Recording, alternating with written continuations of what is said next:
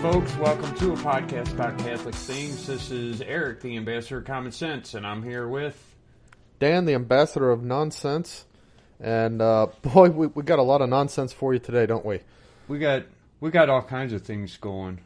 I think we were going to talk about Pope Francis and his shenanigans, but there's also the election, which is that's and those shenanigans. Yeah. So right now it is Tuesday evening. We really don't know who's going to be in the White. Actually, I know who's going to be in the White House, but the world does not know. Huh? It's Wednesday evening. Wednesday. Did I say Tuesday? I meant Wednesday. Yeah. Okay. Doesn't matter because we knew just as much Tuesday as we know on Wednesday, which is almost nothing. But hold on, I gotta fill up my coffee. All right, so let's go through Tuesday night. Did you watch any of the election? Yeah, I kind of let Ben, who's the real politicophile, flip between the various channels, so I didn't stay fixed on one channel. Every time they started talking about polls... You there? Hold on. Yeah, I'm here. I lost you. I lost that that earbud went out, so I guess I'll just hold the thingamajig in my hand, the charger. Oh, okay. We're having technical difficulties. But we'll muddle through it. Yeah, we sound like people who don't know anything about technology. Yeah, where we kept messing up. Can you hear me? All right. So let me ask that again. Did you watch the election on Tuesday? Yes. Yeah. So Ben, my son, is the real politicophile, and so I let him, pick whatever he wanted, and he would keep flipping between stations. Every time they started talking about a poll, or every time they started having like a panel of just regular people, he would flip the station because polls are just fundamentally unreliable anyway. And when they just get panels of people who don't know, what they're doing or have no reason particularly to be there, that's not even interesting. Right. But yeah, I went to bed around 1 a little bit. I think it was a little bit before Trump gave his statement from the White House. Okay. I started watching it, and around 8 o'clock in the evening, I said, I can't watch this. Because I remember I was having flashbacks of 2016 when it was like a roller coaster all night. It just up, down, up, down, up, down, and I couldn't take it. And I finally said, I think I went to sleep around midnight, and Vicky woke me up at like 2:30 or 3 in the morning and said Trump won. And I thought, okay. And I thought, by 8 o'clock, I said, I can't watch this because I already have an idea what's going to happen. And so I went to bed. And in the next morning, I didn't even check the news. Oh. This morning, I went to work, and I thought, I'm not even going to look. I don't... The thing is, I firmly believe that Trump won. I firmly believe that Trump got the number of votes he needed to win. And I firmly believe that the left is going to try to steal it. Yeah. So they've already told us we're not going to know today. So why would I bother worrying about it? Right. And there's nothing I can do about it. Yeah. And really, what it's going to play out is in the challenges to the counting irregularities and stuff like that in some of the states. Yeah. But what I will tell you is this, as a I don't know whether to call it hopeful or not, but so the expectation is still there that Trump's going to get Pennsylvania, North Carolina, and Georgia. I think that's, reasonable expectation. The margin's kind of narrow on Georgia, but they've got 98% of the votes counted there. So even though it's a fairly narrow margin, it's still pretty good. North Carolina and Pennsylvania, bigger margins, but with less of the vote counted. Now, the thing is, if you assume Trump gets all three of those, and if you assume all the red that are already called are solid, and they're going to stay Trump, Yeah. then with those three and all the other solid red, and I'm going by Associated Press here, I'm not going by Fox or CNN or anything like that. Okay. Then Trump needs only one of either Michigan, which he's challenging, Wisconsin, which is challenging, Arizona, which they're still counting. That's the one that they realized that he reported a lot more percent done than they were, and Nevada, which is still out. And there's only an 8,000 vote spread in Nevada with 75% reporting, and they're not going to pick up counting those till tomorrow. So if he gets all of the solid reds plus those three pinks, Pennsylvania, North Carolina, and Georgia, he only needs one of any of those other four states, and he's in. Yeah. So that's the situation right now, and that's why he's going to be going after those hard. Yeah. Because it's coming down to that close. Now Alaska, it looks like he'll probably have Alaska, but Alaska's only 3 electoral votes. It won't come into play in this election. All of the lower population states that only have like 3 or 4 electoral votes have pretty much gone to Trump. Let's see. I think the smallest one that went to Biden is probably, I don't know, well, if you don't count D.C., which is 3, but New Mexico is 5. That kind of surprises me. I don't know why that one went to Biden. But anyway, that's where it stands right now. Okay. Well, we knew they were cheating from the start, and we know they've been cheating for a very long time. My thoughts were always this, that they've always cheated and they've always known how to cheat, and that in 2016 they were confident that they could cheat their way to the White House. And what happened was, for some reason, they didn't. they were unprepared for the number of people who really liked Trump. Yeah. They were unprepared for this huge vote that a lot of people who had not voted before, like myself. Mm-hmm. Well, this time around, they had the same confidence, and they did the same thing. They didn't campaign at all. Yeah, and for some reason, Biden, they were confident. I mean, a Biden rally can fit in a minivan. There was nothing. He stayed in his basement. He called a lid on campaigning. He was like, okay, guys, I'm not going to do anything else. Starting at like 9:00, 9:30 in the mornings.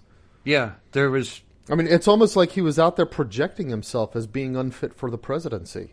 There was absolutely no enthusiasm on the Democrat side, and the fact that they were so confident told me they're thinking, well, what we did last time worked. It just didn't work enough. We need to just do it more, and so that's what they're going to do. So we won't underestimate again. Now, here's what's interesting.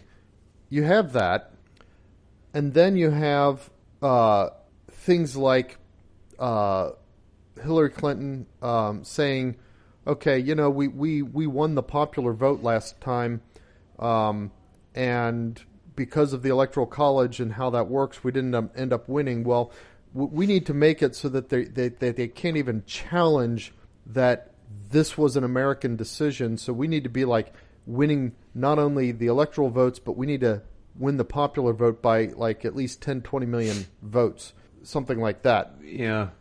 So that the level of, whatever kind of cheating mechanisms they have in place is geared towards that. Yeah. Well, I know. Even then, combining that with the concerted effort of the media to paint Trump as, everything that they paint him as, a racist, and not only that, but a contingent of Republicans who are actively working against Trump, right? The never Trumpers. In spite of all of that, the best, what I'm going to call the jaded tallies, or the cheated, the fixed tallies that they're coming up with, still barely is only a spread of about 3 million votes. Yeah. It's like less than 1% of the population of the United States. Now, the voting population is lower, so it's less than 1% of the. I mean, it's more than 1% of the voting population, but it's only about 3 million votes. Well, in spite of all of that, it's like, wow. In order for a candidate to do that well, in spite of all of those things stacked up against him, it means that he really was popular. In fact, if you were able to somehow, like, and you can't because it's part of free speech in America, but if you were somehow able to disallow the news media from attempting, to really influence, electorate mindsets and stuff like that, Trump would win hands down. So, I mean, that shows how much this election. In fact, so many people that voted for Biden, they're not even voting for Biden. They're voting against a fake portrait of Trump that has been painted by the media. That's what's going on here. And even with that, it's close. Yeah. Now, see, if you try to find out how many voters are registered, how many registered voters there are in Wisconsin, you'll have a hard time doing it. What you will see is a whole bunch of fact checkers saying that that the report that there are more votes cast in Wisconsin than there are registered voters is wrong. But you won't see the actual reports of what the true numbers are. Yeah. Yeah, and the voter registration is by election board district, which is typically county. So you'd have to go county by county in Wisconsin, and each county would have its own people that you have to talk to and interact with, and its methods for getting that information. Now, you can get it. In fact, the voter registration lists are public record. In fact, you can get the names and addresses of all the registered voters on those lists in every county, I think pretty much throughout the United States. So you can get it, but it's a ton of legwork to try to do that. Yeah. Which, I don't for a minute believe that the so-called fact checkers have done that legwork. Right. I think one fact checker claims to have done it, and then everybody checked off of his fact, and I don't know. But if he had these done it, kinds of shenanigans are going on in every single state, right. Almost. And the thing is, people say, well, gee, what about fact? Why don't you give fact checkers, some credence, when they say that this is what they're about and stuff. The thing is, we've seen since the Obama era how much the liberal moral code does not have compunction when it comes to lying. Right. It's in fact, the whole concept of truth under the liberal formula is the real truth is whatever it takes in order to accomplish the social goals that we're setting out to accomplish. That's what the word truth means to liberals. And so the concept of lying has no meaning whatsoever for them. Yeah, and I guess it's one of those things to keep in mind as we watch this play out. But the problem right now is that there's not much any of us can do. It's kind of in Trump's hands now. Politically. The one thing we can do is, we can circle our beads. That's what we can do. We can keep praying. We can fast. Now, see, go ahead. I almost would have said, well, maybe this is really happening. Maybe there really are this many idiots in America. When Trump was doing his rallies, they were so huge, and it was so unlike anything we'd ever seen before. Yeah. But even Reagan. Right. But he would go, he would have a rally, say, in Lebanon, Ohio, and, 20, 30,000 people would show up. And then we would see license plates from cars 2 or 3 states away. Yeah.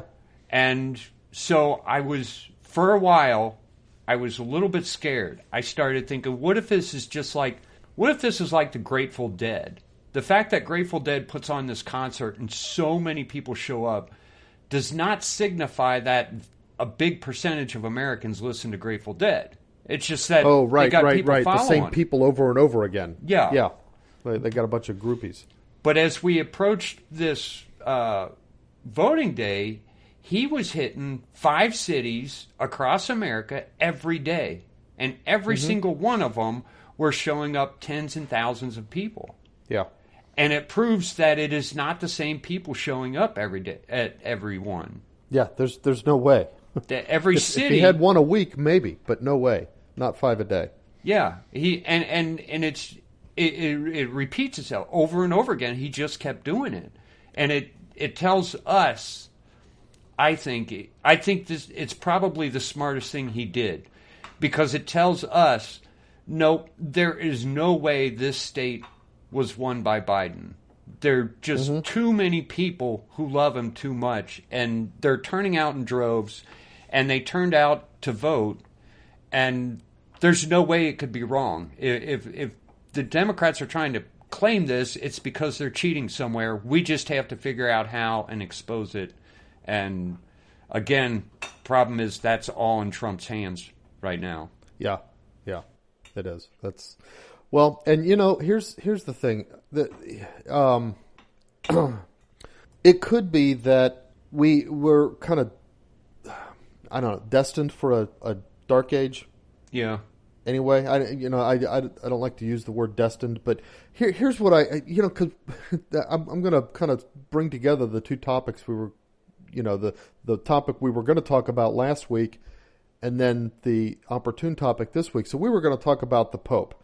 I mean, look at what this Pope is doing. He's out there promoting gay civil unions. I mean, just an abomination. One of the sins that cries out to heaven for vengeance. Yeah. And he's promoting that societies endorse it.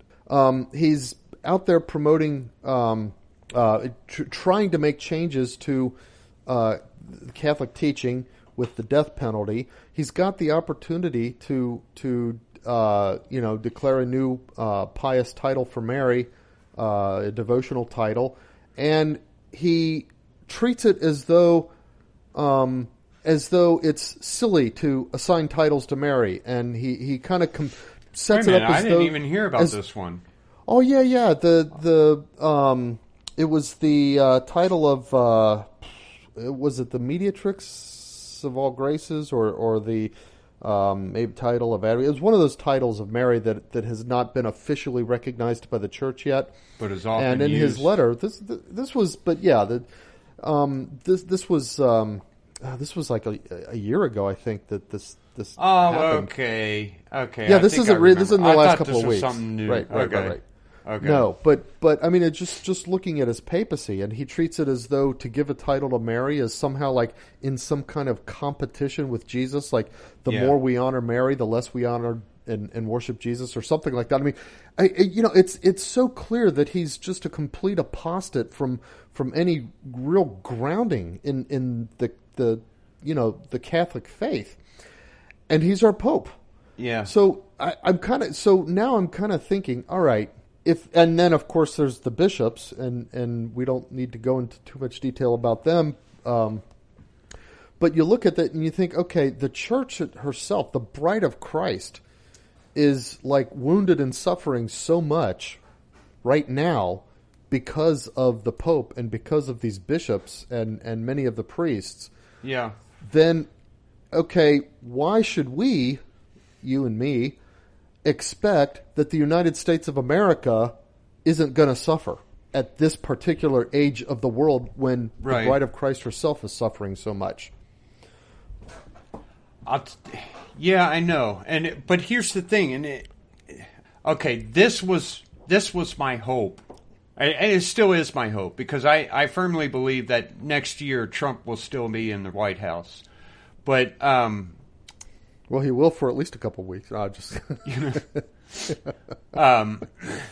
We have all. It's almost like opposites with the church right now, because we have when we look at the past 25 years in America, people like you and me, and the people that we associated with, we knew the direction we were moving. We knew that it was getting bad, and it had gotten to a point where it was kind of like, I would say even during the Clinton years, we kind of thought, I don't see how this could possibly resolve itself. I don't see how we could fix this. Yeah. That was my thinking. And it's even if we vote, even if we somehow manage to vote for all Republicans, this problem is in the Republican Party, so it wouldn't matter. It's like a virus, and it's affected everyone. And I didn't see any hope, and I didn't even vote for probably, let's see, three or four presidential elections. I didn't even vote. I mean, Romney because I thought, why vote? Yeah, why Romney? He's not going to get you excited about a vote. Why? And McCain, you know. Even if we had them, they wouldn't have. It's not like things would be tremendously different now. Yeah. Yeah, it would have been the same. So we were at a point that looked pretty hopeless for America. And I thought we were headed towards socialism and that we were going to move into that. I thought it would happen quicker than it did. But it was sliding that way, and it was like a slope. It was getting worse and worse, faster and faster. And I think Hillary Clinton would have kicked that off. I think if Trump had not been elected, I think we'd be almost there. But right. Trump's election was almost miraculous, and it was. I kind of saw it as God saying, "Hey, I don't care how hopeless it seems. Yeah, I can change things." And so I kind of see this going on with the church. It looks hopeless because even if Francis died right now, what would it matter? Because the Cardinals, a bunch of Cardinals that are his picks, and yeah. But I think Trump was a message to us Catholics that, hey, it's never hopeless. Just keep praying. Yeah. And at the same time, here in America, as Trump was gaining power, so was the traditional Catholic. I mean, we've mentioned before the movement for traditional Latin Mass. It really took root and grew and continues to grow in America. Yeah, and I think that's why Francis hates us so much in the last 10 years. Yeah, absolutely. Especially in the past since COVID, because the numbers are growing even more now. Yeah. So, and that's exactly right. That's and there's the psalm that says, "Put not your trust in princes." The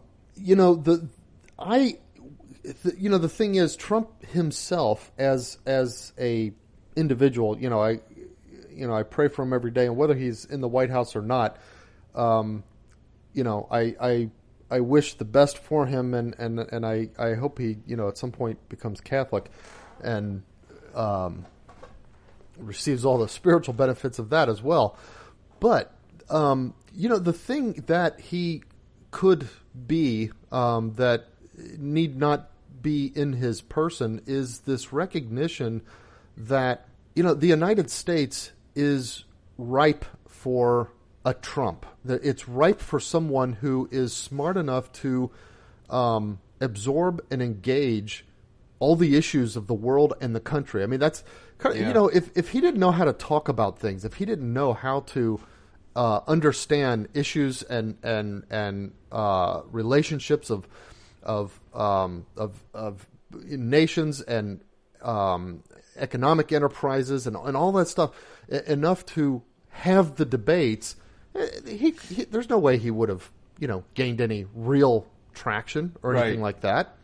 And furthermore, he had to do it in a way that he could use language that revealed that he had personal commitments about things, that he was grounded in something. He wasn't just out for an office. Now, a lot of people were skeptical about that in 2016 when we voted for him. It's like, well, okay, I can't vote for Hillary. I'll do my best and hope Trump, doesn't do too bad or something like that. Of course, we didn't realize then, the way we realize now, that all of his rhetoric was not mere rhetoric. It came from the heart. He really believes these things that he says that he wants for America. So I think, if nothing else, his performance in this election with such a, just imagine everything stacked up the way it is against him, and nobody can doubt that. No thinking Christian can doubt this, that Satan himself has been working against Trump. Yeah, definitely. In this election. That the devil does not want Trump in the White House. That's something nobody who is a thinking Christian can deny. Right. So, given all of that, for him to perform so well, and then if Biden does happen to get in, there's no reason somebody who and God may be out there picking this somebody right now, with a similar intellect and a similar integrity and personal depth of drive for the good of America, couldn't accomplish the same thing again. Well, I don't see. That's where we kind of differ. Well, I obviously God can do what he wants, and if he wanted to raise another person, he could do it.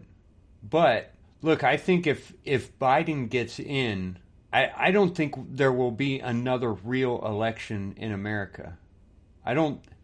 Yeah, that's I think something we that would should look maybe at. I through almost in terms of how that would work, because remember that right now the president still has to work through the Congress. I mean, like, even Obama, as bad as and corrupt as he was, he had to get Congress in order to pass Obamacare, and then he had to get the Supreme Court to uphold it. So he still as much of the selling out as there was in that, in by the Republicans, and even by the court, with Justice Roberts voting to uphold the Obamacare individual mandate, which since then Congress has done away with. But as much as of that was a selling out of the United States for whatever it is they thought they were gaining, it still needed to happen. Obama could not as an individual accomplish this. He had to engage these other political institutions and had to engage the timeline and the messiness that involves in order to accomplish. I think that's still the case in the United States. I don't think the president yet has the power to just, he can do an awful lot because he does control executive agencies and so forth, but he can't just, for example, ruin the concept of elections. He can't, for example, like the Democrats keep wanting to do away with the Electoral College. Well, he can't do that. Well, even with the even with the APACT Supreme Court, he can't do that because it's written into the Constitution that way. It can only be done through a modification of the Constitution, and the Constitution itself defines what has to happen for it to be modified. So that process is not something that can happen in 4 years. I disagree with that in several ways. First of all, they can change the Constitution. And but there's a process that the Constitution defines for that. Okay, so what? So they do it. First of all, I think they can do it without following that process. But even if they had to follow that process, they follow that process. So what? Okay, but think about what that process means. They can't just do it. They need the various political institutions of all the states to do it. The process is the Congress has to... so Congress does it. Has to vote and approve a proposal of an amendment of the Constitution. Then that proposal of amendment has to go out to the states, and all the different state legislatures, all those red state legislatures, those red states that voted for Trump, they all have to individually vote on that amendment. And at least 75% of the states. Okay, first of all, 75% is about to change. I'm telling you, they will do away with 75%. It will be a simple majority. They will be able to do it with 51%. only itself with a change to the Constitution, because that 75% is in the Constitution. 3/4 of all the states have to approve the amendment before it becomes part of the Constitution. In other words, the Congress cannot amend the Constitution. Only the states can do it. The only thing Congress can do is propose an amendment. That's written in there. And it can't change without that very process. And there's I no see state the logic that's behind what you're saying. I'm just saying that it doesn't matter. They'll do it anyway. What would that mean to do it? I Because don't that's know. the other thing. You can't Because just they're- do things like that are extra legal in a country they unless you're keep one of those doing it. third world countries. Well, they only do it by way They of... do it over and over again. I know. They only do it by way of reinterpreting what's in the Constitution Okay. itself. So if they reinterpret and it... most of... Yeah, but you can't reinterpret 3/4 to mean half. You can't reinterpret that the states have to ratify an amendment to mean that the Congress can do it without the states. There's no way to reinterpret that. There are some things that they will have to work through the process in order to accomplish, and that buys us So if time. they didn't That's what do I'm it, saying. if they didn't do it, then what? If they just did it, If they didn't do it, if they decided okay, we're gonna, what would it mean? We're going to eliminate it. We're going to say from now on it's simple majority. 51% wins. Period. So 51 states individually have to ratify an amendment now. Yeah. So they just What if that say happens? So who would say it, and what would that mean? I mean, you see what I mean? What are you going to do about it if they did it? Every single state legislature would be saying, no, you can't do that. I don't think they would. Courts would say, oh, yeah, they would. No, they wouldn't. You don't understand it. I mean, even the blue states who want central power at least want to be recognized for what power they're assigned. You'd think that, and yet we see here, states voting away their right to the Electoral College. And here's the thing. The majority of individual states are still conservative. You think that the people are, but the legislators aren't. We happen to have a man like Trump in the White House, and finally, some of the Congress could get behind Trump, but they weren't at first, if you remember. And if he loses, their only thought is to be covering their own butts, because it took a certain amount of courage for them to get behind Trump, because most of them thought that he wasn't going to do anything. I mean, you remember what happened with when he tried to repeal Obamacare. Some of them got behind him, a lot of them didn't.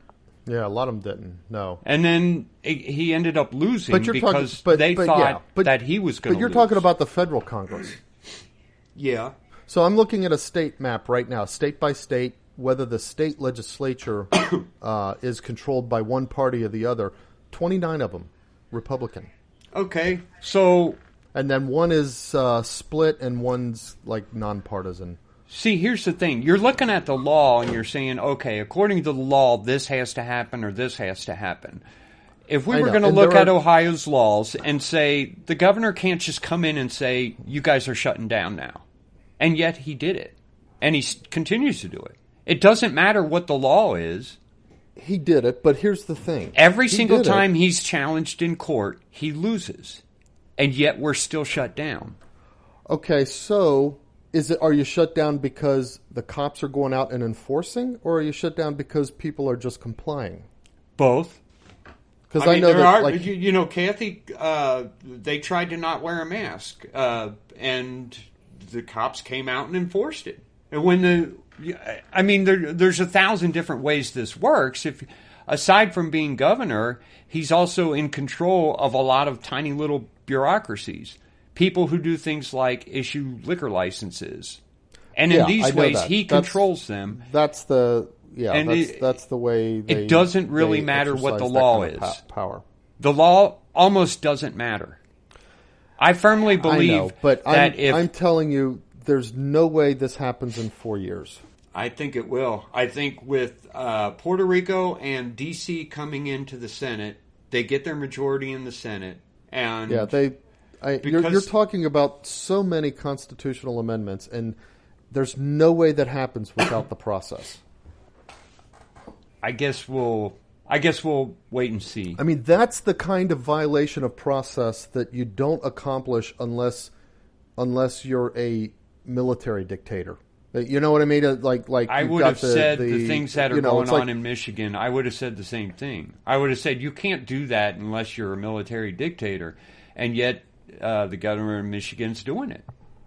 He's still got people shut down. It's been how many months now? It's been almost half a year. Yeah, and Michigan's suffering a lot because of it. That's one of the things that surprises me about Michigan going for Biden like that, assuming they do. I don't think they. It's like, are the people there really that stupid? Even and it's interesting. Michigan. I was watching the returns last night. It was leading for Trump, but Wayne County, which is where Detroit is, had not been counted yet, and that's where the big population center is, and that's where the big Democrat, union and that kind of thing is. Well, that's also where the poll workers were kicked out, isn't it? I don't know. I don't remember. I don't know where that happened. I know that there was some noise about that. So Trump's challenging that. And the thing is, I don't even think the union workers are, the union bosses and so forth, the unionized workers in Detroit. Mm-hmm.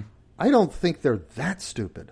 That so many of the majority of them, under the suffering rule of this governor, are voting for Biden, who is threatening to be even more heavy-handed over Trump to their own detriment in such huge numbers that they outweigh the whole rest of the state. Yeah.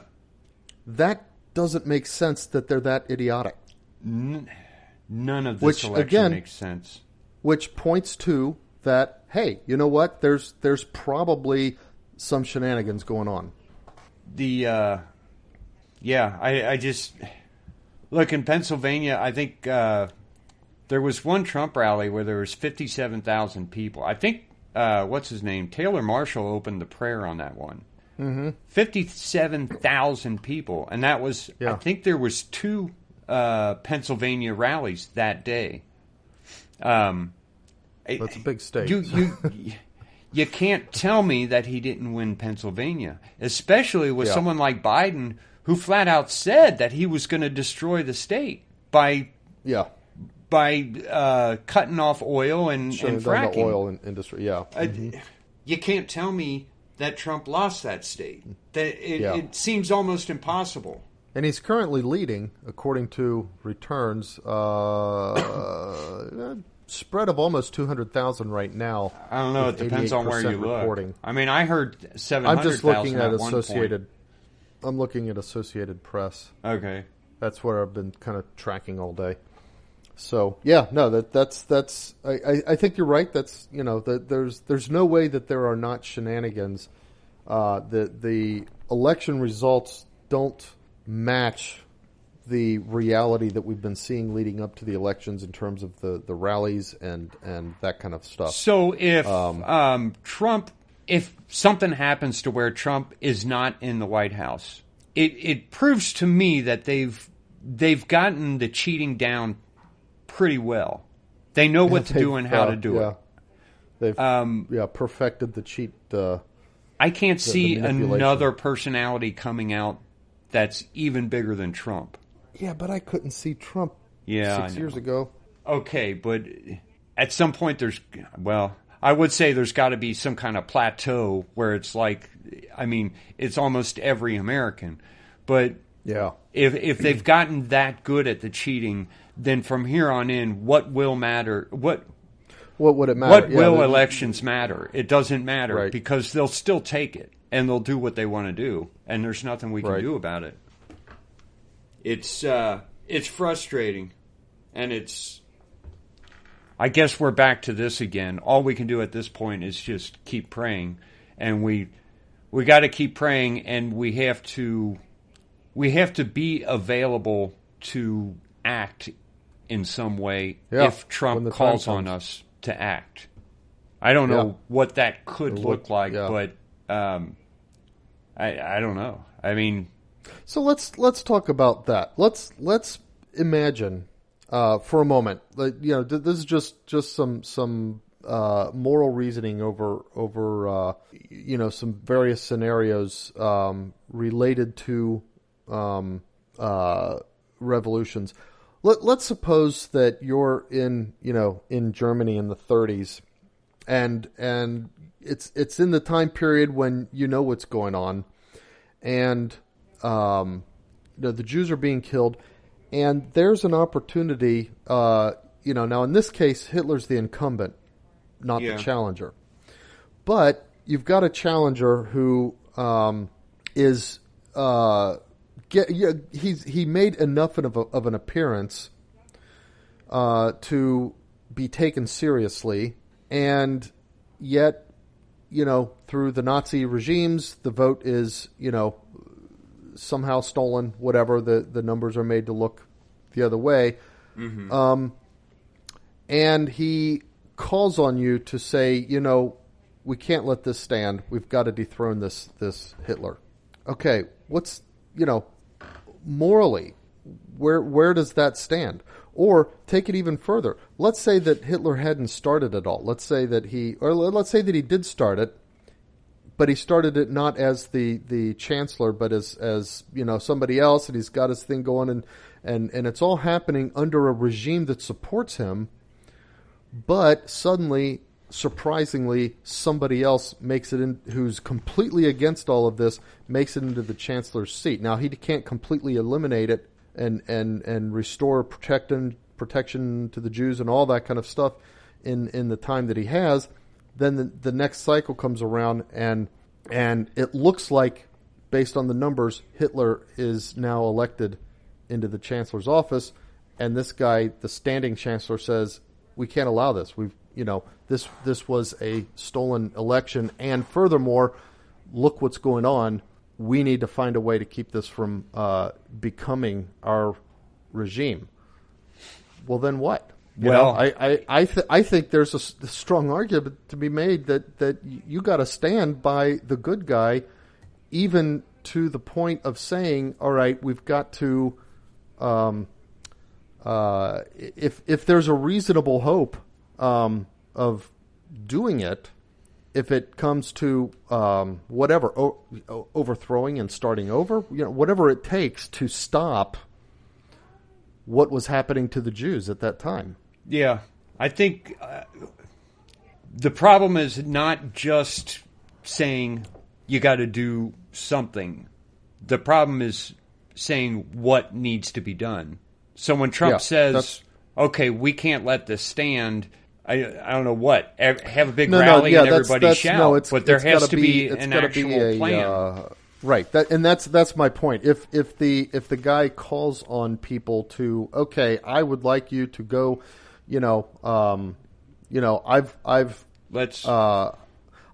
I've deputized, these people in every state to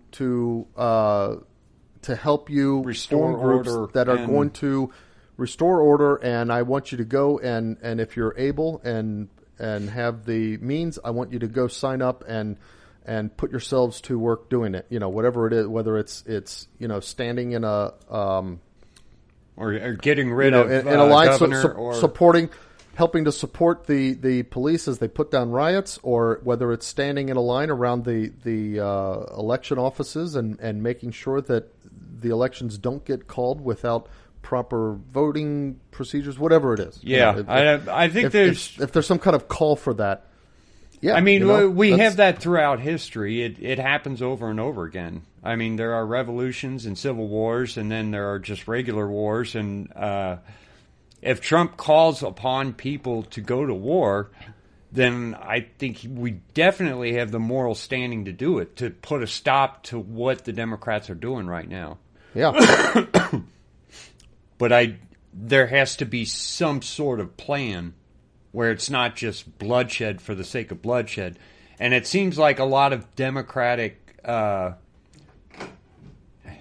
what the liberal action is. Huh? It's bloodshed for the sake of bloodshed. That's what all the liberal riots are. That's what the riots are, and that's what things like the French Revolution, that seems to be kind of what it was. It was just killing for the sake of killing until they've killed off enough people to where there was no one to oppose them. And it couldn't be something like that. It would have to be, this is what we're going to do, and this is how we're going to retake our government. Yeah, there's a goal to accomplish. That's why you don't see rioting in response to Joe Biden and winning. It's because there is just something very different in the moral fabric of liberals and conservatives in America today. Right. There's the one sees any means necessary to achieve their end as acceptable, and the end they have, I think it kind of flows from that. The goals they have are evil. They want abortion, they want gay marriage, they want socialism. The goals are evil in and of themselves, and those people who give themselves over to those evil goals, they also have a moral compass that says any means necessary. Yeah. That's yeah. I guess at this point we should just be ready to fight that and just but we have to wait for the way to do it, because it's something that people talked about doing. Conservatives have talked about doing this kind of thing for a long, long time. There were little groups, the militia groups, you remember those. Mm-hmm. And but there was never any real plan. There were things like not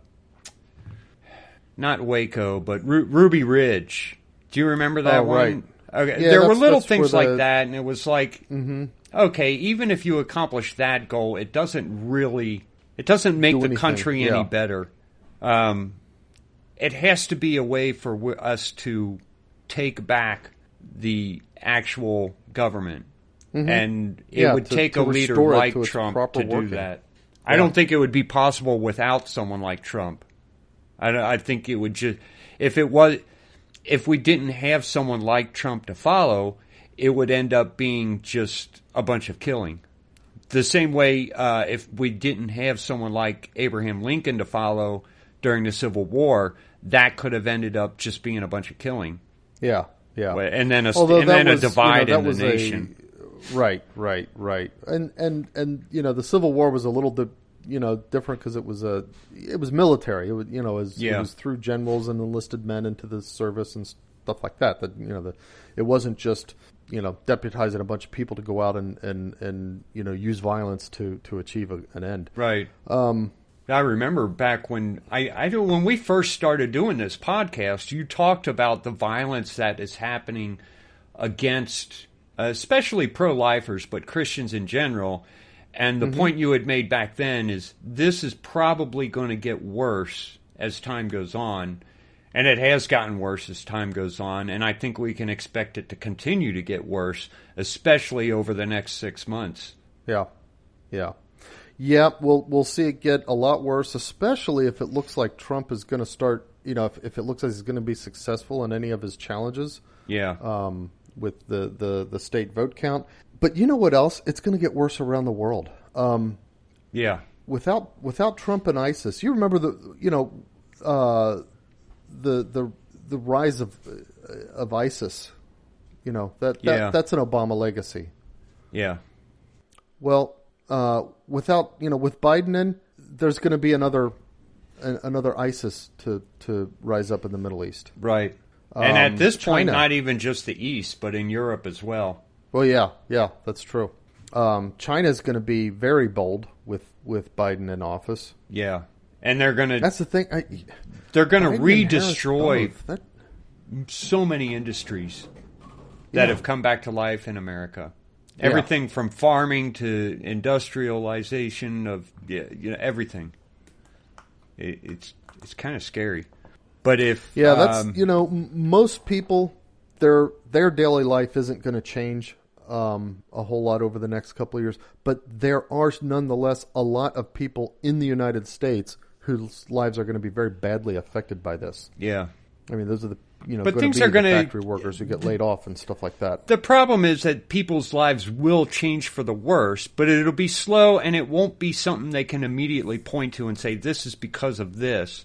When Obamacare came into existence, seeking employment, part of seeking employment was looking for good health care. Yeah. And that meant working 40 hours, being called a full-time employee.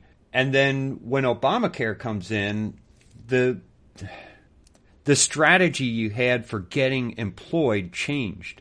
Most companies suddenly dropped all of their full-time employees, and they would say, okay, everybody's 32 hours, or even they would work them 40 hours, but they would still be considered part-time because they could no longer provide the insurance. And so companies would have one or two full-time employees and everybody else was part-time. That's one of the things that happened with, say, I'm thinking specifically of things like UDF. UDF might have 4 or 5 full-time employees per store, or even up to 10, and suddenly they had 2, the 2 managers. Right. That's it. Those are the only full-time employees. Those are the only ones they had to provide health care for, and since they would be paid salary, they would end up working 80 hours a week for almost pennies compared to what they used to get paid.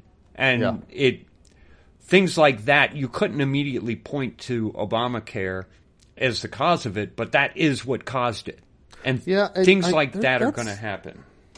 It is. They are. There's a pernicious aspect to a lot of Democrat policies like that. That you don't know how and in what ways it's going to be bad until it actually happens. It works its way in and then produces bad fruit in surprising ways. And it's hard for anyone to pinpoint and say, this is why this happened. This is why your job sucks. This is why you're only getting paid $10 an hour. Exactly. Well, I know that when Obamacare happened, at the place that I was working at the time, we typically had a team of like 25 or 30 interns, that we would use for various things. They would get experience while they're going to school and so on and so forth. And we had to let most of them go because we couldn't justify the cost of the health insurance that we had to pay for them. The thing is, in my group of friends that I see frequently, there used to be maybe 2 of us who were on government health care. And usually it was because of personal decisions they've made, like myself, because I decided to run my own business instead of work for someone. And that meant that if I didn't make a whole lot of money, I had to use the government insurance. And it was that way for a long time. And then within 4 years of Obamacare, it's kind of the majority of us now are on government health care and our families. And it's only a few of those people who are still able to hold on to either something from their company or buy health insurance themselves. And it's the whole landscape just changed, and it's odd how people don't see it clearly. Yeah. That's just Obamacare. That's just one thing. Yeah, and it almost everything the government gets involved in. Yeah, that happens. The more the government is involved in something, the more that kind of stuff happens. Yeah. Well, I guess the big thing here is that, number 1, keep praying or pray more, and number 2, just stay prepared and don't let Trump down. Don't stop backing him. Don't say, okay, well, Biden won, c'est la vie. We tried it and we failed. No, that's not the case. We have to keep working on this. Right. There's something amiss. As long as Trump is fighting, we need to keep fighting, or at least be prepared to fight. Now, Francis, let's talk specifically about some of the things he's done. And we talked about that Tutti Frutti encyclical, and I'm just now remembering the fact that we did a podcast, and It's still sitting on my hard drive, and I haven't produced Oh, it yet. okay. I forgot about that. All right. I have to do that. Okay. But then after that, there's a couple little goofy things. There's this movie, let's talk about this one. There's this movie that comes out. It's a documentary, and Pope Francis, when he talks about the documentary, says, quote, "Homosexual people have the right to be in a family. They are children of God and have a right to a family. Nobody should be thrown out or made miserable over it. What we have to have is a civil union law. That way they are legally covered. I support that." Yeah, he just came out in favor of supporting civil condonement of a sin that is an abomination. Right. Now, that is the correct way to say what happened. There are some people saying he came out for gay marriage, and I don't think that's the right translation. Oh, right. Yeah. Because he didn't necessarily do that. All he said is that there needs to be some kind of law for, quote, civil unions. But you know what? I would say he came out in favor of gay marriage by another name. Yeah. I mean, what's the difference? I think he tried to say something about, well, that they shouldn't be allowed to adopt kids. Okay, so that's the only difference. We're going to give you every kind of approval of your behavior, and we're going to call it a union, and give you all the rights of spouses and everything, except just not let you adopt kids. Is that really what he's going for? I mean, he's just an apostate. I don't see him as in his, the way his mind works just doesn't even seem to be Christian. No, it's not. There was a time when this question was first coming up before the Supreme Court made their ruling, where I would talk about it and I would say, okay, if a gay couple wanted to, say, get the tax breaks that a married couple have, I'm not against that. I am against calling them married, because eventually what that's going to lead to is forcing priests to marry two men. That's what the end goal here is.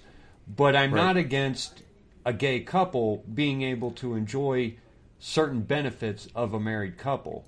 I kind of, at this point, I think that would not have been the right approach, because we have to fight the whole thing, and we can't worry about being fair anymore. Yeah, no, I mean, and I would say let's worry about being fair to the realities of human nature. The thing is, if you say, oh, okay, well, we're just going to allow them to have the tax breaks, well, heck, there's money to be made there. I'm going to go and sign up create a match board. It has nothing to do with romance, and it has nothing to do with lifetime commitments. It's just going to match you up. You pay me a few bucks, and I'll match you up with somebody else, and issue you a marriage license that allows you to enjoy tax breaks. You both save money on taxes, and get to go live your own lives. Great. That's the kind of thing that, and in fact, when you think about it, now that they've said, well, okay, it has not, because the reason marriage is between a man and a woman, the reason marriage exists is to give people permission to have sex in a context that the children that come out of that activity are going to be taken care of. Yeah. That's why you commit for life. Yeah. And societies that don't have that kind of thing, don't raise very nice children. Let's put it that way. Those are the societies like cannibals and stuff like that that they're not too worried about raising nice children anyway. So the as soon as you throw that out the window and say, that doesn't matter. 82 people want to get married, then why two? Then what? Why two? As soon as you say any two people, why stop at two? Why not five or why six not three? or Why not 4? Why not 5? You know what? And here's where I keep going with this. Okay, so that's the natural next step, and I think that under the current philosophy of the Supreme Court's latest on that, it would be very difficult to find grounds to say we can limit it to 2. So then you open that up, and so every state has some kind of spouse protection laws when it comes to like testifying in court, regarding criminal activity and that kind of stuff. Okay, so the all this the mobsters, the mafia, all of you just get married to each other. Now none of you can testify against each other, and you can't be those are the charged kinds of things that can't be charged with obstruction for not testifying. Yeah, I guess. I get one thing is that it's not like he's actually hidden his agenda on this. I mean, that's true. We all knew that he was pro-gay, and he came out of a pro-gay group who got him elected. And when we talk about that mafia, not just pro-gay. I think he came out of a gay. They were group all that gay. got him Yeah. And it's something that we recognized years ago that was becoming a problem, and in the church, and a lot of people are just kind of waking up to it, and I would say that the mainstream Catholic still has not woken up to it. Yeah, the EWTN Catholic is still kind of in the dark on this. Kind of right, not quite aware, and so Francis makes a statement like this, and they all find they have to find their ways to interpret it. Yeah, so it's a mistranslation. He didn't endorse civil unions. No, but he endorsed laws that protect civil unions. So what's the difference? Yeah, what's the difference? Exactly. It's amazing that they can look at this quote and see it for anything other than what it is. And it's so aside from this, we've also got the new Vatican coin. The Pachamama Earth coin or whatever it is. Yeah. Mother Earth is an idol. It's a goddess. Mm-hmm. That's what Mother Earth is. And here's the Vatican minting an idol coin. It's not an idea of ecology or something like that. It's an idol, and I don't know what you can even say about this. You kind of get the feeling that you've got a group of church leaders who are more or less just kind of defying God and daring Him to do something. Yeah, that's how it feels. That's true. And then we saw that happen over and over again in the Old Testament, and we know how those things happen, how they end up. When the people went and started worshiping the gods of their neighbors, all the idol gods, that was the primary sin that caused the fall of the Israelites again and again. They would be captured and dispersed and so on and so forth, all in response to them worshiping idols. Yeah, instead of the one true God. And the thing is, I used to think about that as a kid, studying religion in religion class. I kept thinking, well, why didn't they just not do it? It seems easy to not worship a fake God. Mm-hmm. And we have our Pope. Maybe he didn't bow down and worship it, but he venerated it by putting it on a coin. What else is worship? Exactly. Right. Exactly. I get reminded of the Third Secret of Fatima, and because of the imagery in the Third Secret, if you've never heard the Third Secret of Fatima, there's a lot of I've heard it. There's a lot of things about it. The bishop in white and the people. Yeah. I might read it for the benefit of people who. Yeah, if you have access to it right there, just go ahead and read it out. So the thing is that I guess Sister Lucia had been visited by Mary, and she had 3 more or less secrets to give to the world from Mary. And she wrote them down. And it was actually all 3 of the kids. Yeah. Lucia, Jacinta, and Francisco. But the other 2 had died long ago. So the other 2 died like within a couple of years from the epidemic. That there was a disease. Yeah. What disease was that? I forget. But cholera. Maybe? And I don't think it was cholera. Although maybe it was. Anyway, the format of these was typically the kids would be shown something, and then Mary would tell them about it and tell them why they were being shown. And so the first one was a vision of hell, for example. And Mary showed them hell first, and then told them why they were being shown that. Many souls are going to hell. You need to pray ardently for the salvation of souls. See, she says she shows them hell, and then she says, "You've seen," and that's the end of the first secret. She shows them hell. The second secret is her explaining hell. No, I don't think it was that way. I thought there was a second vision. But then it leaks into to prevent and then it leaks into the. You know what? This is another podcast. Because it talks about Russia, it talks about the Church and the Holy Father. But anyway, at one point, finally, the third secret is revealed to the world. And this is what it says. I write in obedience to you, my God, who commanded me to do so through His Excellency, the Bishop of Lyria, and through your most holy mother and mine. So she's saying, I'm writing this because the bishop told me to. Mm-hmm. After the 2 parts... Okay, hold on. Before that, I want to set the stage for this vision. Because, so I looked... So the first secret is the vision of hell. Okay. It lasted only a second, but the children say that it was unbearable just to witness.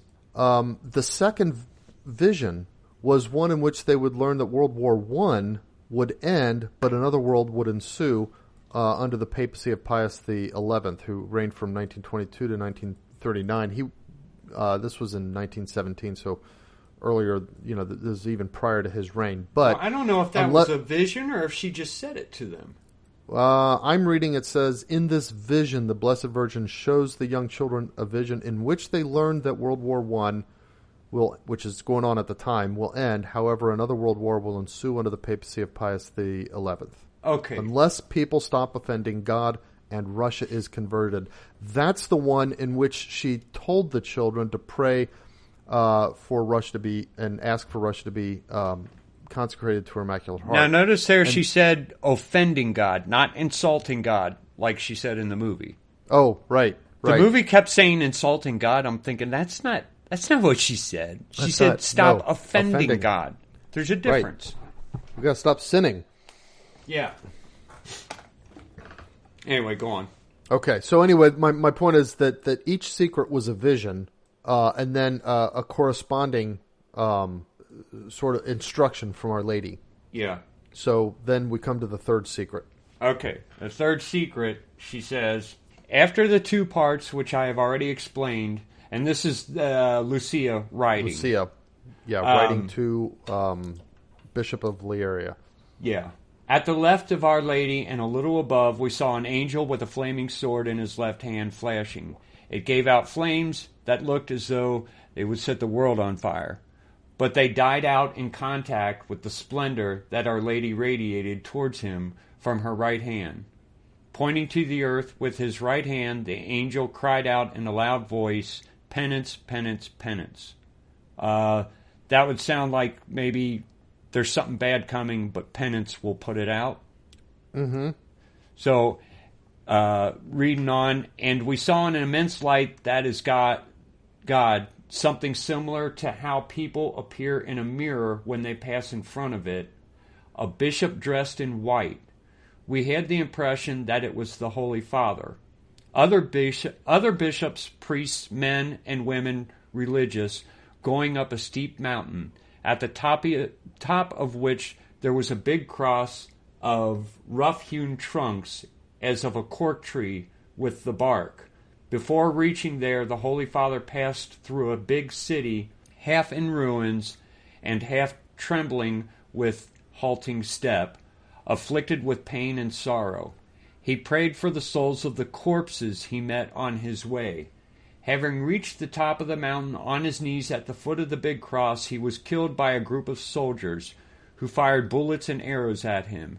And in the same way, there died one after another the other bishops, priests, men, and women religious, and various lay people of different ranks and positions. Beneath the two arms of the cross there were two angels, each with a crystal, I don't know what that word is, aspersorium, yeah, in his hand, in which they gathered up the blood of the martyrs, and with it sprinkled the souls that were making their way to God. A aspersorium is, I think, kind of like a holy water font, okay, sort of. Oh, the thing where the priest walks along and flicks I holy think water it's also on everyone. So the container that he dips it into would be an aspersorium. Okay. So they're gathering up the blood of the martyrs in this container. Well, and then with it, they sprinkled the souls that were making their way to God. So, yeah.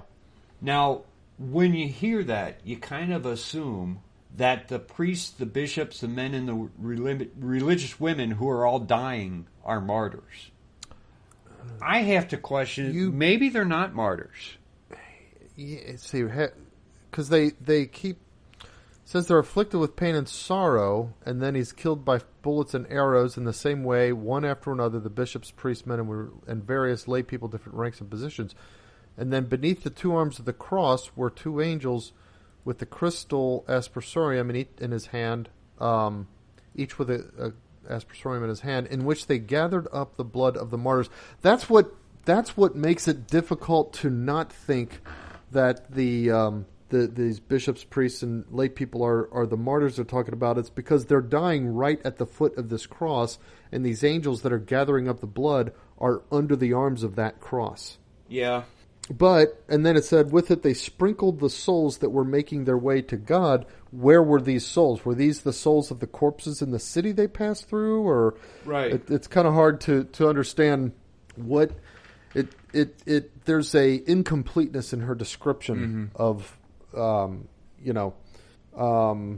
never try to really... Or were the martyrs before that, were the religious, could they just be the blood of the martyrs, of all the martyrs of the church, which there are millions?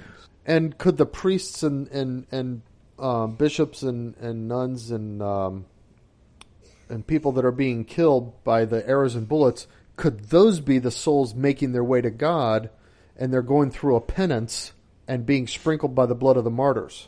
There's that too. I'm saying, what if the priests, the bishops, are the priests and bishops right now who would not be killed as martyrs but as heretics, and the Holy Father? Could be. What if the Vatican? What if Rome revolted and sacked the Vatican and took back the church? We can't get rid of our pope. We've got a heretic as a pope, and we can't get rid of him until he dies. So what if a group of people said, well, let's kill him, and then we can elect a new pope? Yeah. Well, I guess if he retires, he could do the same thing Benedict did. But what if a group of people said, not only do we have to get rid of the Pope, we got to get rid of all these bishops who elected him? Oh, right. Yeah, could be. Yeah, it could be that the church is headed for a literal civil war massacre. Yeah. I bring that up just because... generally, when you look at that, you're right. You think of the bishops and the priests all being martyrs. But I'm just saying, what if they aren't martyrs? What if it's the people right now who are in charge, and we know are bad? Or at least, I guess we can't say they're bad. We know they're heretics. Yeah. I don't know. We know they're doing the church harm. But we put it that way. Yeah, a lot of harm. And we know there's a group of people who are continuing to strengthen the church with these little these little manifestations of traditional Catholicism, like the Tridentine Mass growing up kind of everywhere in the U.S. and throughout the world now. But I think it kind of started in the U.S. And I had discussions with some people who insist that the Pius X guys are the ones who started that. I beg to differ. I don't think it was them who kept the Tridentine Mass alive. I think it was people who had not forgotten it and always wanted it back and kept pressing until they got it. Yeah. I don't know. Yeah, I agree. Because, I mean, I saw how that stuff played out when they were first getting the indult to do the Mass in Cincinnati and stuff like that. Yeah, if I remember right, there were one or two people in the Pius X crowd who said, "Oh, good, now we get to go to a real Catholic Mass." But most of them stayed there. Most of them did not start going to the Tridentine Mass. It was a whole different crowd. They wanted to be separate. They wanted to separate themselves. Yeah. Anyway, I've been thinking about that a lot lately because of the kinds of things that Francis is doing that really does harm the church, and we can't do anything about it. No, we can't. But what if this is what if these people who are dying are, the big city half in ruins? It says the bishop in white. Here's what is interesting. And they assumed he was the Pope, but it doesn't. Nothing confirms that. No, they just said. But what makes me think that he's at least supposed to be on his way to God. That he's either a martyr or somebody who is undergoing a penance that is helping to purify the church. Is that it says he prays for the souls of the corpses he met on his way. Or he prayed for the souls of the corpses he met on his way. That's the thing that gets me. Yeah. But what if that's the what if there is coming a time in the church when we, the people who know what's what, the people, the devotees of the traditional Mass, who understand how bad it is when Francis is doing the things he's doing and stuff like that, and we're the ones who are going to be persecuted and killed at the foot of that cross, and our death is the penance that then God's going to accept and then use that to purify the church. Yeah, in the wake of our death, it's yeah. Well, I generally don't get into these things because I know some people are almost obsessed with these kinds of prophecies, and I always go back to what Bishop Fulton Sheen said when he said that generally prophecies are something to look back on, not something to look forward to. Right. It's not used as a way to tell what's going to happen. The prophecies are there to clarify that this message really was from God. Mm-hmm. So it's something you look back on and say, oh, well, yeah, Russia did spread her errors throughout the world. Yeah. We can see that now. You couldn't have seen it when she said it. When she said it, it would have been like, what are you talking about? It's a third world country. What errors? Right. And now we see what she was talking about. People did keep offending God, and World War II happened. Now, here's the thing that this, the other, and of course the vision of hell is this is where souls go, that if you don't pray for them and pray for their salvation. This vision of the martyrs at the Cork Cross or whatever, this is what makes it seem incomplete. There's no here's how to avoid it or here's what to do about it that accompanies it. This is the part that makes people wonder, is there a second part of this that was withheld, either destroyed, withheld, whatever, that we'll never know about. That that in our retrospect, had we known about it, we could have said, oh, okay, yeah, if we had done this, it would have avoided which is how prophecies work. Yeah.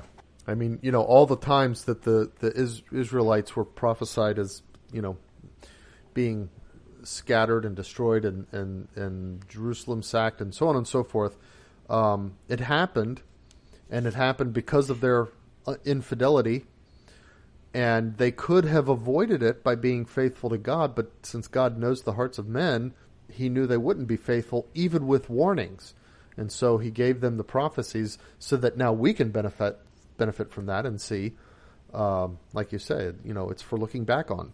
And there is no such line when she describes the last vision.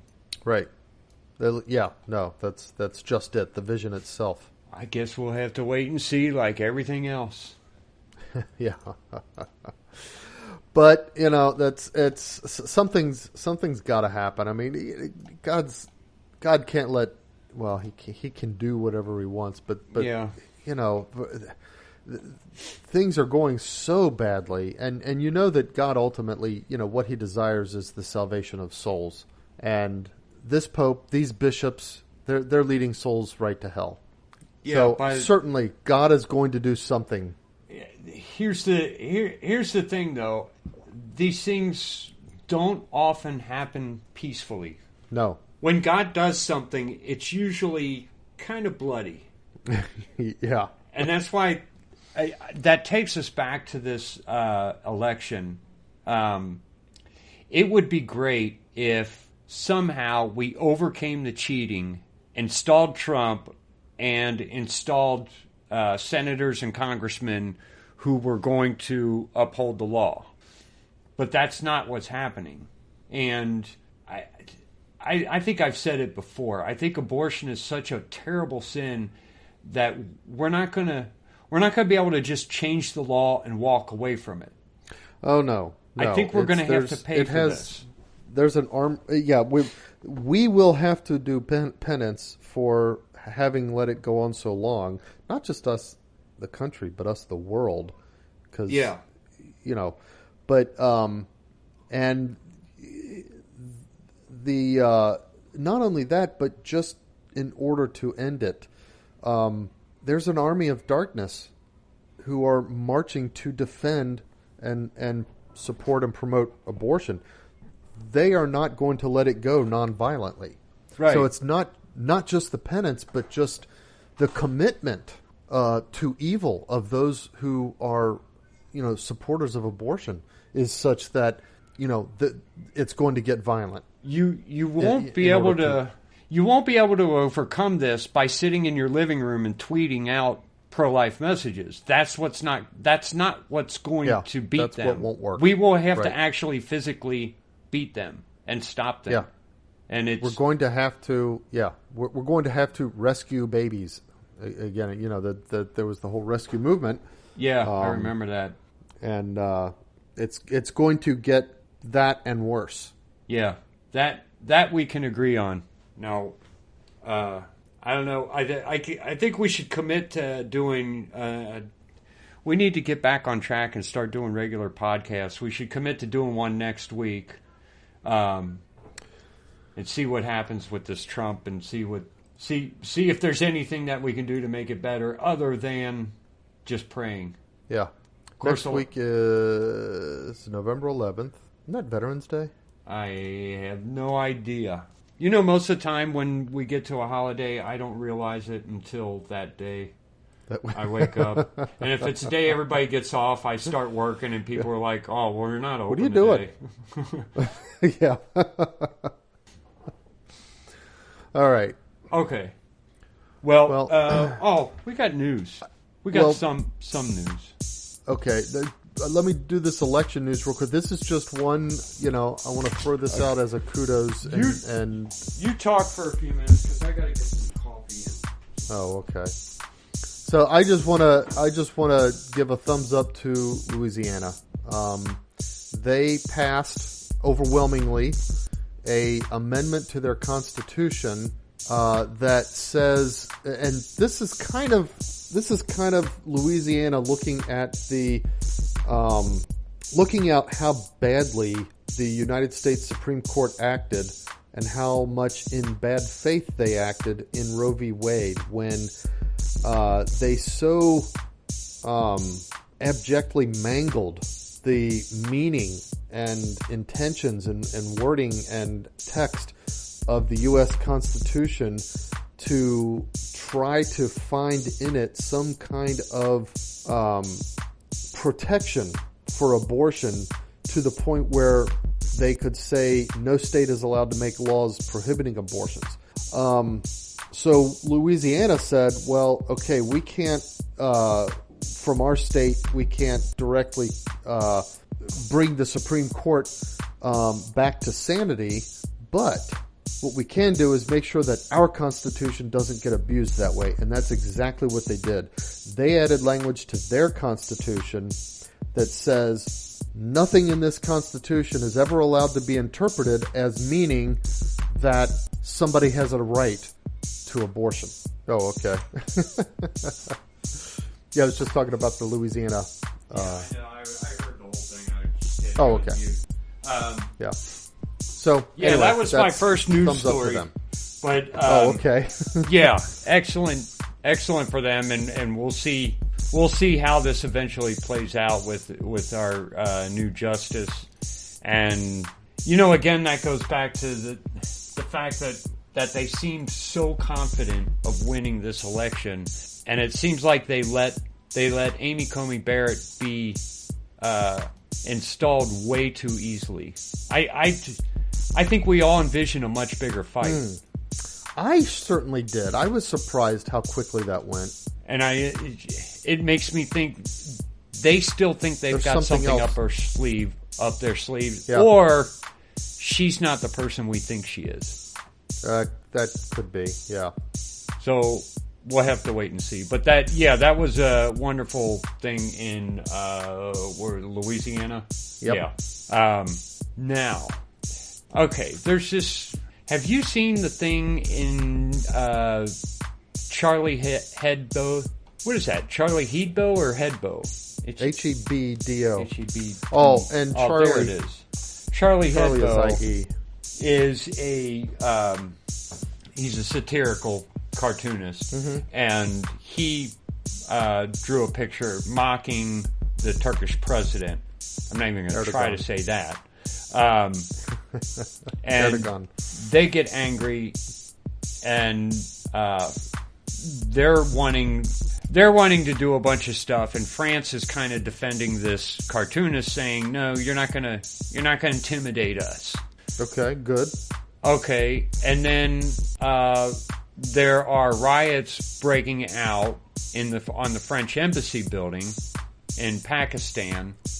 Oh, and then shortly after that, 3 people are killed at Notre Dame in the cathedral. Yeah. Mm-hmm. And I don't know if all these things are tied together, because they're not being reported as if they're tied together. But this terrible person who's beheading people is obviously a Islamist, and I don't know if he's doing it because of this cartoon or because he's just, or is it, yeah. And then there are other. There were several attacks all in a row against Christians by Muslims.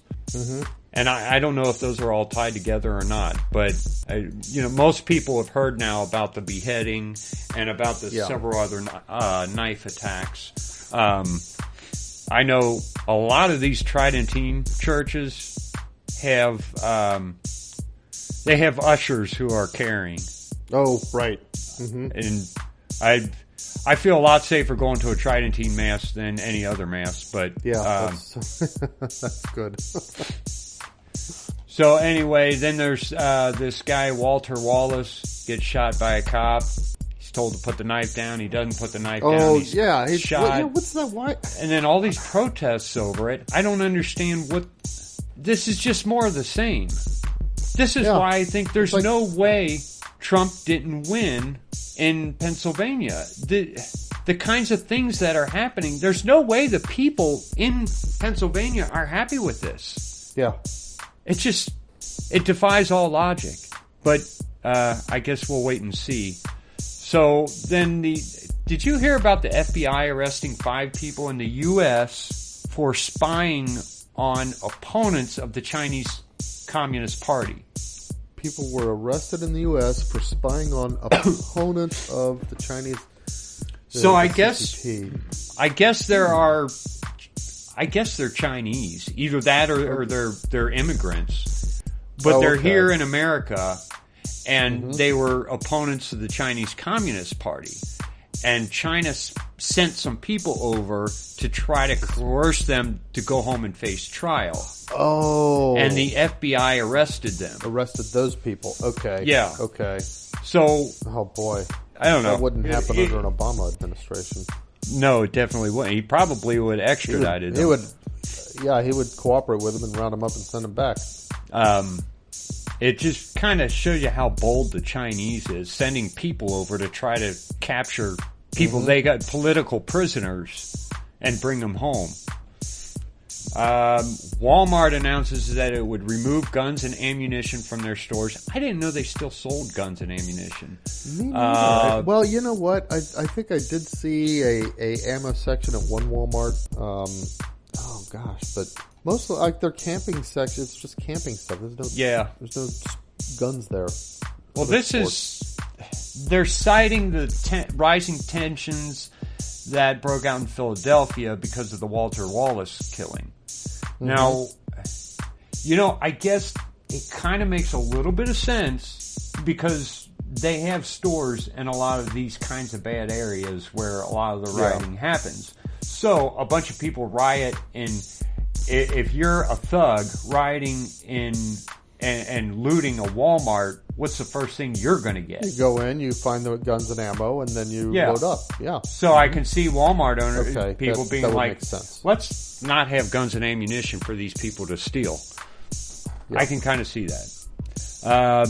So the Illinois authorities extradited that 17-year-old Kyle Rittenhouse to Wisconsin. He's the one who had shot those 2 people during the... we need to pray for this boy. I don't know how he got in... People were coming after him, though, right? Yeah. He was defending himself, definitely. Self-defense. We have to hope that he's going to be found not guilty. It's a shame that he has to go through this. It's a shame that he has to stand trial because it's overwhelming evidence that he was defending himself. I mean, it's all on camera. You see it. You can see him defending himself. I saw the videos. But he was Illinois people sent him to Wisconsin. He's going to stand trial for those. 2 states that went for Obama. Yeah. I don't think Wisconsin did. I think they're lying. I think they're cheating that's how I said if you believe the news. Yeah. I can see Illinois, but not Wisconsin. Mostly Chicago. Yeah, almost all Chicago. If you look at the map, it's like a blue dot in the middle of this Red Sea. The U.S. begins a naval exercise with Japan, India, and Australia. China sees it as a kind of a Cold War type maneuver and condemns it and wants it to stop, but we're still doing it. Now, voters in Puerto Rico voted on whether or not they wish to be a state. I don't get that one at all. I mean, it's not up to them. No, but they can apply for I guess they have to apply. They can request it. I really hope we tell them you have to clean up before you can become a state. You can't just... I mean, territories had to apply for statehood, and they had to prove that they had some value that they would add to the U.S., didn't they? That, and they had to... They had to establish that they had achieved a certain measure of law and order, stability. Yeah, stability, law and order stability. That I really hope we don't take them as they are. They're in bad shape. I mean, their whole government is corrupt. So that's all the news I got. Other than the fact that the 2020 outcome is still undetermined. but we knew that was coming.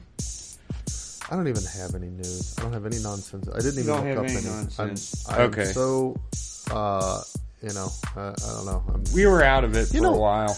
We were out of it, and it's just I keep thinking about the church and this election, and I'm thinking, we have bishops and cardinals who were in Germany during the time of Hitler who cooperated with his regime, and we call them we charge them with being complicit in the crimes of the Nazis, the killing of the Jews. Now, there's whatever it is they thought that those Jews' lives were worth. Was it the fact that the Nazis wanted the state, wanted society to take care of its elderly? Was it the strong civic youth volunteerism? Was it that they were against the materialism of the age? Whatever it is, it's not worth the lives of the Jews that had to be given up because of the Nazi regime. And so we don't give them any leeway with excuses like that. They were complicit, and we condemn that morally.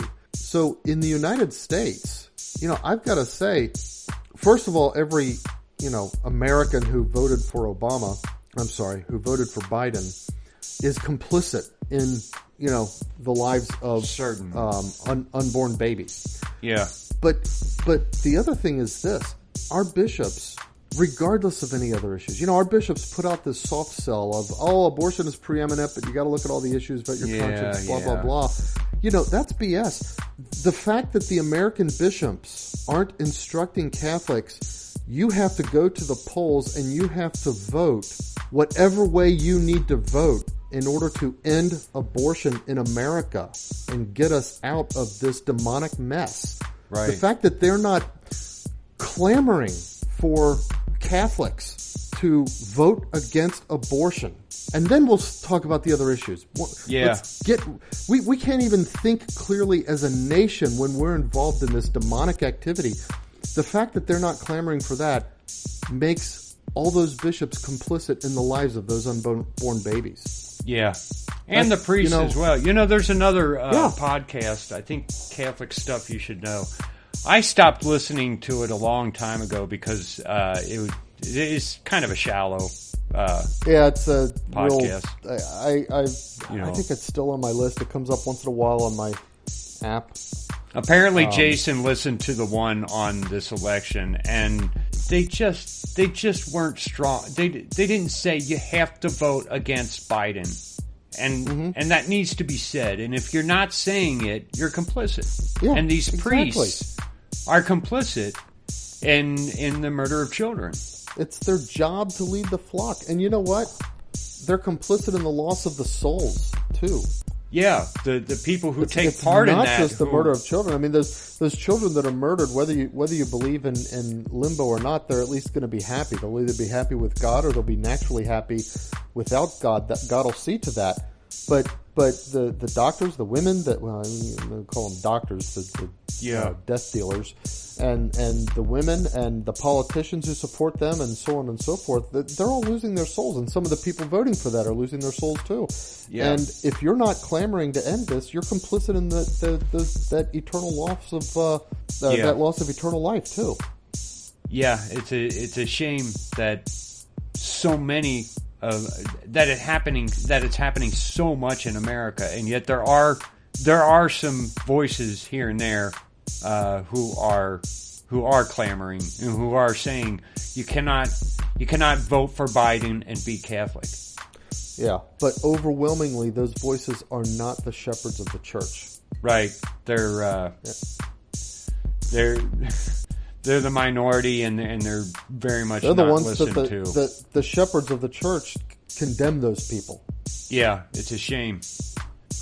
All right, that's all I got. All right, well, everybody, next week we'll have something else. Yeah, let's get to doing this a little bit more regularly. Yeah. you get. I got to get the two I have recorded now and get them on there. But I had a terrible job in Indiana. It was like 8 hours. Now I know how doctors feel when they do like a surgery where they have to long stand in one surgeries. place for. Because normally my thing is I work for. I usually my average time on a machine is about a half hour, and if I work for 2 hours on one machine, I stop and I go outside and smoke a cigarette and take a break and. I've got a pretty easy job, but I went nonstop on this machine for 8 hours, and then I got your text. I forgot we were going to record tonight. So have a nurse there with the gauze wiping your brow and stuff for the put sweat. a diaper on because I had to go to the bathroom. Yeah. All right. All right. Well, we'll see you next week, folks, and think about what we said. And always circle the beads. Keep circling the beads. Bye, folks. See ya.